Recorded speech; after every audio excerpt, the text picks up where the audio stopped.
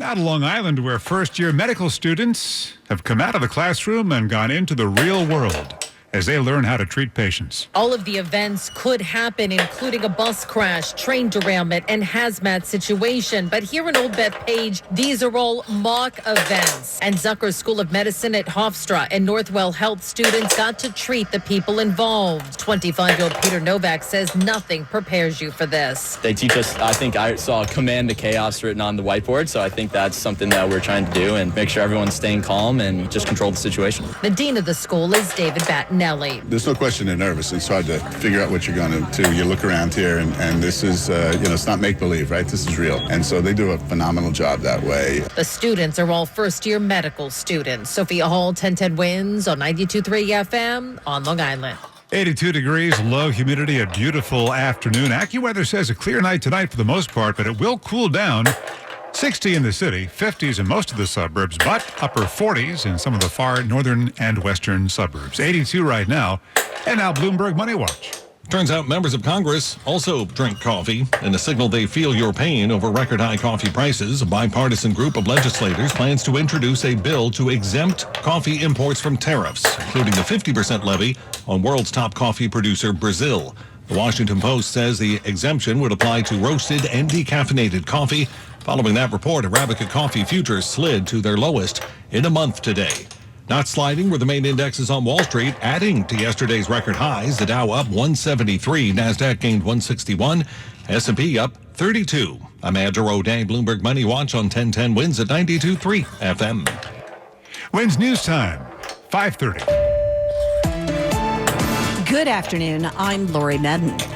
We could be one step closer to a government shutdown. The Senate has rejected Republican and Democratic stopgap measures to fund the government, increasing the risk of a partial shutdown by October 1st. House Speaker Mike Johnson today. Chuck Schumer and the Democrats issued a counteroffer, and the counteroffer is filled with poison pills and partisan demands that will break the system down, and Chuck Schumer knows that. Senator Schumer. The last 4 years, when Democrats were in the majority, we didn't have a shutdown because we always worked with the Republicans. We knew we needed their votes. Democrats want assurances that Obamacare subsidies will be extended. They also want to roll back Medicaid cuts that Republicans included in President Trump's big, beautiful bill.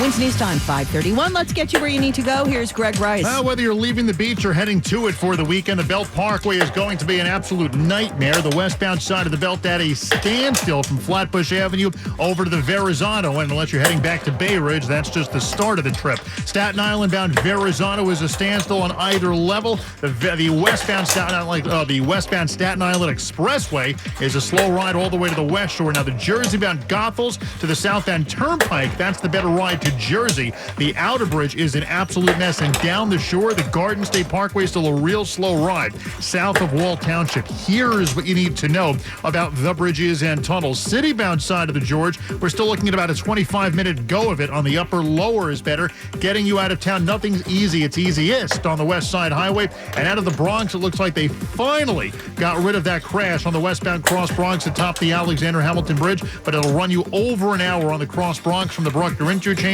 Southbound Deegan's messy from Westchester, northbound from the RFK Bridge in Queens. Westbound Long Island Expressway at the Clearview, the right lane still out with a crash. You're loaded from Nassau. Northern State Grand Central combination isn't perfect, but it's better out of Nassau and into Queens. Greg Rice, 1010 Wins at 92.3 FM. Now let's get a check of your AccuWeather forecast. Here's meteorologist Matt Benz. After a warm and very comfortable afternoon here across the region, quiet here for tonight, but turning out mainly clear and cooler for the overnight. Low 60 in the city, 50s in most suburbs, even the upper 40s in some of the northern and western suburbs. Tomorrow, much cooler despite the sunshine, breezy at times, high at 73.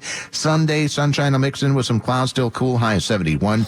And for Monday, a bit warmer. First day of autumn will feature some sun with a high of 76. Right now, it's 82 degrees in Central Park with a relative humidity at 34%. Repeating, the current temperature is 82, falling down to 60 tonight in Midtown. Meteorologist Matt Benz on New York's weather station, 1010 Wins on 92.3 FM. Prosecutors have announced the indictment of a man charged with a fake pipe bomb incident in Times Square. 26-year-old Deshaun Marriott is charged with placing a false bomb or hazardous substance in the first degree. That's a felony. The Manhattan DA's office says the hoax bomb was placed in front of the NYPD substation last month. That incident shut down the very busy area. No one was hurt. Questions this afternoon about a charter school rally that swarmed the Brooklyn Bridge yesterday. Did charter schools pressure students, families, and staff to attend the rally? State Senator John Liu says it's a question worth investigating. Potentially worse yet, the teachers and staff members of these schools, which all receive state funding, were told that they must participate in this rally. At the very least, he says it's a problem that kids were taken out of class on a school day. This, he says, was not a student walkout. When students lead the walkout, even they may face some consequences in terms of being marked absent from schools. Liu is calling for an investigation from SUNY and the state education department. Could lead to cutting some funding for charter schools. Mac Rosenberg, 1010 wins on 92.3 FM. A federal jury in California has ruled that American Airlines must pay a man nearly $10 million for neglecting him when he suffered a mini stroke on a flight from Miami to Madrid. The jury found that the flight crew did not follow procedure. A spokesperson for American released a statement that said in part, "The safety and well-being of our passengers is our highest priority. While we respect the jury's decision, we disagree with the verdict and are evaluating our next steps." Tense moments for a Southwest Airlines flight. Flight 2906 was heading from Atlanta to Baltimore. 2906, the Boeing 737 reporting pressurization problems. The plane with 147 people aboard landed safely. Fire crews met the plane on the runway, as heard on liveatc.net. So we just wanted to make sure that we had no fire, no brakes or wheels. Southwest says the plane never lost pressurization, and its maintenance crews are looking into it. The passengers were put on another flight to Baltimore. Southwest 2906, thanks for the help. Anytime, guys. Correspondent Michael Wallace. It was something President Trump touted on the campaign trail. No taxes on tips.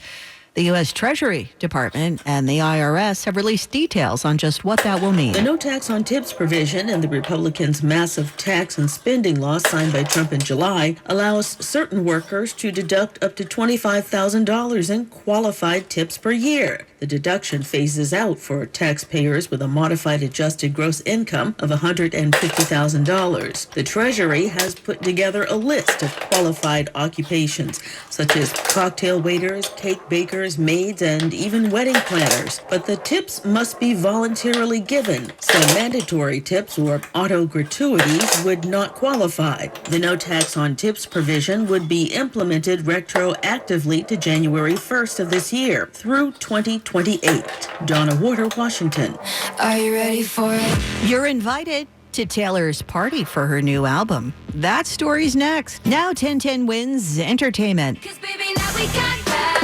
Well, that's old Taylor, but the new Taylor Swift album is on the way, and you're invited to her release party. Taylor Swift, the official release party of a showgirl, will hit theaters October 3rd, the same day as the album Life of a Showgirl drops. It's not a feature film. This is an 89-minute release party event, as it's being billed, a mass version of her famous Secret Sessions listening parties. But this time, everyone is invited.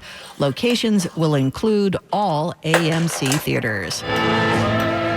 Calling all fans of Westerns. A new network is launching September 29th. You'll find West for Western Entertainment Series television on TDS cable systems and Dish. The station you know, the people you trust. The News Watch never stops. This is 1010 Wins at 92.3 FM. You give us 22 minutes, we'll give you the world. Good afternoon. 82 degrees at 5:40. I'm Lori Metten, and here's what's happening. As we get ready to say goodbye to summer, our last weekend of the season, going to be a beautiful one. Live report from AccuWeather in just a moment. A man detained by ICE has died at the Nassau County Jail. Devastation for artists, says hundreds of works are destroyed in a warehouse fire in Red Hook. Here comes the motorcade. Gridlock season arrives Monday. President Trump hints at a TikTok deal after speaking with China's leader.